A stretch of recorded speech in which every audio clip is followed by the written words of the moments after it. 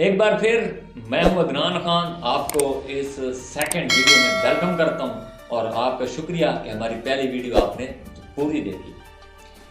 नाज़रीन, हम दोबारा उसी जगह से शुरू करते हैं कि एस.डी. वर्मा लिखते हैं कि मैंने जब अपने दोस्त, अपने कुलीग से एक खुलेआम गुफ्तगू करनी होती थी तो हम झील के वसत में जाके करते थे, क्योंकि हमें डर था कि हमारी आईबी मतलब कि इंटेलिजेंस ब्यूरो हमारी गुफ्तगू टेप कर रही है। अच्छा नाज़रीन, हम उधर ही चलते हैं। उसमें ये बात थी कि इस्लाहात, तो दूसरी मतलब कि बहुत सारी इस्लाहात की हमने बात की। उसमें एक और ये भी है कि अगर नरेंद्र मोदी के साथ आप लोग देखें तो उनकी एक अपनी सिक्योरिटी है, एक सिक्योरिटी अदारा है जो उनको सिक्योर करता है। अगर पाकिस्तान में बात करें तो पाकिस्तान में हर वीआईपी स्टेटस की या हर सियासी बंदे की सिक्योरिटी का मामला आर्मी के पास होता है। आर्मी उनकी सिक्योरिटी देती है और इवन के इनका एटम बम का जो मतलब सिक्योरिटी है वो भी आर्मी के बाद है, जिससे उनका तकद्दुस बढ़ जाता है और उसकी वजह से अवाम में भी इनका स्टेटस है। और दूसरी इस्लाहात मतलब एक अगली इस्लाहात ये थी कि उन्होंने एक आर्मी का जो ओहदा है उन्होंने एक सिक्योर कर दिया है। सिक्योर ऐसे किया है, उनके आर्मी की कोर में 7 जनरल्स होते हैं, लेफ्टिनेंट जनरल होते हैं या एक मेजर जनरल होते हैं। उनका काम ये होता है कि सारे इक्वल होते हैं, साथ में से एक एजुकेशनल होता है, मतलब एजुकेशन ट्रेनर होता है, और जो एक होता है ना फास्ट एंड इक्वल होता है। मतलब बात का ये है कि वो सातों के बराबर होगा लेकिन उनमें फास्ट होगा। जैसे हमारे जजेस होते हैं सुप्रीम कोर्ट के 17 जजेस हैं, 17 में से एक जो है वो मतलब एक थोड़ा सा हाई है। अगर हम इंडिया में बात करें तो वो जो सातों कोर हैं, मतलब कि जो 7 हैं, उनमें है तो पहले नंबर पे, लेकिन उन सारों को कन्विंस करना पड़ता है। अच्छा, अगर हम इसकी बात करें, ये तो हो गई एक मतलब के एक पीपल आर्मी हो गई। उसी बाद अगर चाइना में बात करें तो चाइना में भी ये पीपल आर्मी है, उनको एक डेमोक्रेसी के थ्रू कंट्रोल किया जाता है। दोबारा इंडिया में हम आए, दोबारा इंडिया में बात करें तो जो उनका सबसे बड़ी इंटेलिजेंस इदारा है रॉ, उसमें भी जो उनका हेड है वो कौन है? ब्यूरोक्रेट्स है। और हमारे में आईएसआई का जो हेड है वो आर्मी से आता है, या नीचे जो भी होते हैं वो सारे आर्मी से आते हैं। और इनको लगाता कौन है? लगाता कौन है? आर्मी का चीफ। लेकिन उसमें ये बात नहीं है, रॉ का जो लगाने वाला है वो दिफाई सेक्रेटरी लगाते हैं उनको, ये इनको ताकत मिल जाती है। अगर हम सिक्योरिटी की बात करें, चंद अगर फर्ज करें आर्मी चीफ के अगर अंडर होता सारा कुछ, तो चंद मिनट में पूरे ब्यूरोक्रेट्स को जरगमाल बना सकते हैं अगर हम बात करें तो।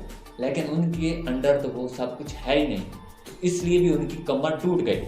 अच्छा, एक और मैं वाकया आपको बताता हूँ।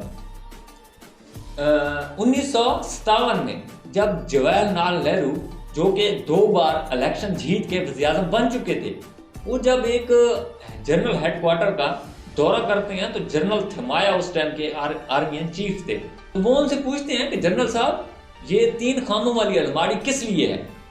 तो जनरल साहब ने बताया उनको कि जो टॉप पे है इसमें हमारे जंगी मंसूबे हैं, और जो सेकंड वाली है इसमें हमारे आर्मी के ऑफिसर के खुफिया राज हैं।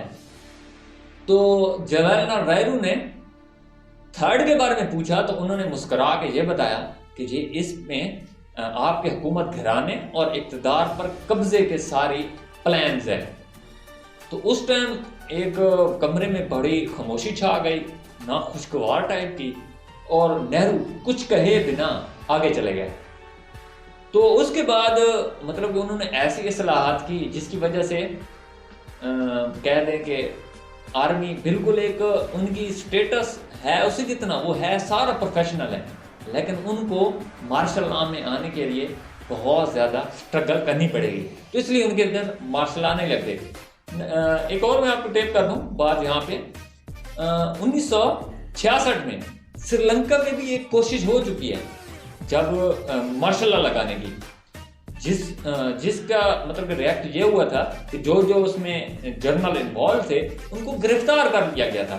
मतलब बात ये है कि आर्मी की हुकूमत वो नहीं चाहते, तो गैस ये कुछ राज से तो मतलब कि हमारे पाकिस्तान में कैसे मार्शल लॉ लगते हैं और कैसे नहीं लगते, आपको ये इस वीडियो में सब पता चल गया होगा।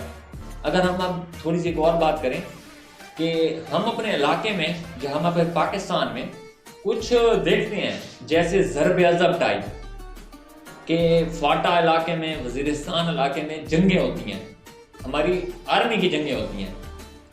अब ये पॉइंट वाली बात है कि हमारी आर्मी में ज़्यादातर जो हिस्सा हैं वो कौन है? पंजाबी हैं, सिंधी हैं और कुछ थोड़े से गिने चुने KPK के और गिने चुने किसके? बलोचिस्तान के। अब खुद अंदाज़ा लगा लें कि हम पंजाबी पठानों पे फैर चलाते हुए क्या थोड़ा सा भी रुकेंगे? कभी नहीं रुकेंगे। ये वो ही वाली डिवाइड एंड रूल वाली चालें सारी हम पे मुसल्लत करके ये सारा कुछ किया गया। अगर हम एक और बात करें कि जब हमारे पाकिस्तान बन रहा था तो उस टाइम हमारे फौज जो हमें मिली वो कैसे कैसे मिली थी? हमारे पास जो आर्मी का हिस्सा था वो 30% था, नेवी हमारे पास 40% आई और जो हमारे पास एयरफोर्स थी वो 20% थी। लेकिन उसके बरक्स हमारे पास जो उनके सोर्सेज वो सिर्फ 17% आए थे, मतलब कि टोटल आर्मी के 17%। तो एक ये भी हो गया कि हमारे ऊपर इतना बड़ा बर्डन आ गया था। और उसके बाद अगर हम बात करें कि उस टाइम भी गवर्नर जनरल थे कायद-ए-आज़म मोहम्मद अली जिन्ना, तो उन्होंने डायरेक्ट डिमांड की थी लोन की अमेरिका से। उनका ख्याल ये था कि अमेरिका हमें $2 बिलियन हमें इमदाद करे, जिसके बरक्स हम उसकी हेल्प करेंगे किसके थ्रू? आर्मी के थ्रू। मतलब कि वो उनका नजरिया ये था कि तुर्की से लेके जापान तक ये पाकिस्तान वाहिद खित्ता है जिसमें हम सिर्फ अमेरिका की मदद कर सकते हैं। लेकिन एक पॉइंट याद रखना, सिर्फ कायद-ए-आज़म का ही ये नजरिया था, लेकिन उसके बाद जो हमारे आगे लीडर्स हैं उन्होंने भी यही मतलब कि नजरिया लेके चलना शुरू कर दिया।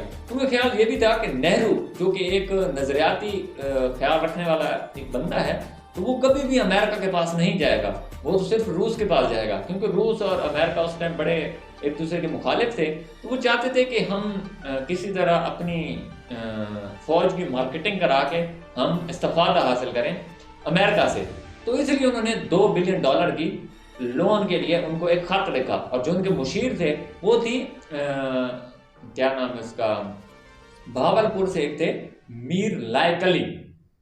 तो नाजरीन, ये हमारा सेकंड पार्ट था। अब थर्ड पार्ट में आपको मिलते हैं, क्योंकि हमारी वीडियो बहुत लंबी होती जा रही है।